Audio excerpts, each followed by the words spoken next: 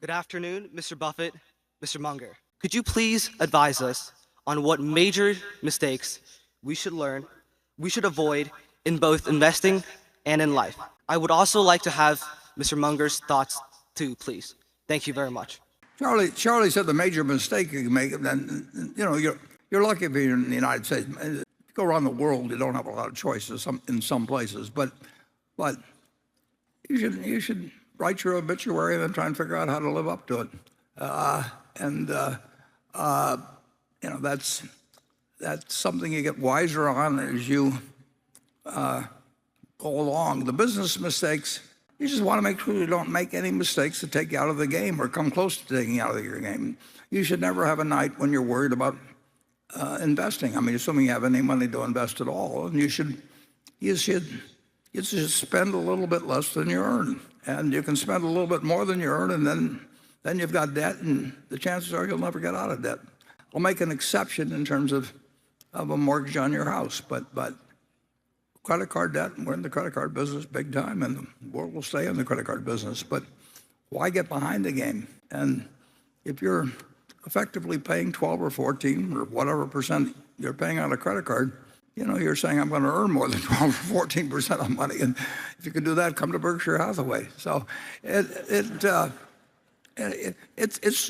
I hate to say this when Charlie's around me, but it's straight out of Ben Franklin. I mean, and it's not that complicated. Well, I'll give you a couple lessons. So, Tom Murphy, the first time I met him, said two things to me. He said, always tell someone to go to hell tomorrow. Well, that was great advice then. And think of what great advice it is when you can sit down at a computer and screw your life up forever by telling somebody to go to hell or something else in 30 seconds and you can't erase it. And, you haven't lost the option. And he said, praise by name, criticize by category. Well, what makes more sense than that? I mean, who do you like that criticizes you all the time? And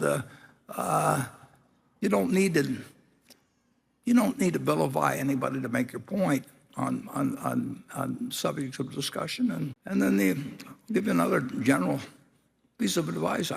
I've never known anybody that was basically kind that died without friends. And I've known plenty of people with money that have died without friends, including their family. But I've never known anybody. I've seen a few people, including Tom Murphy Sr., and maybe Junior, who's here, but certainly his dad. I never saw him. I watched him for 50 years. I never saw him do an unkind act. I didn't see him do very many stupid acts either. I mean, it wasn't that he was non-discriminating. He just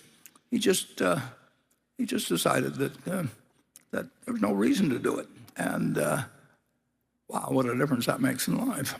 Charlie? Well, it's so simple to spend less than you earn and invest shrewdly and avoid toxic people and toxic activities and try and keep learning all your life, et cetera, and do a lot of deferred gratification because you prefer life that way. And if you do all those things, you are almost certain to succeed. And if you don't, you're going to need a lot of luck. And you don't want to need a lot of luck. You want to go into a game where you're very likely to win without having any unusual luck. I'd add one more thought, too.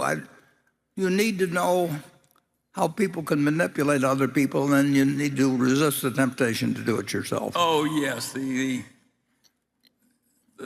toxic people who are trying to fool you or lie to you, who aren't reliable in meeting their commitments.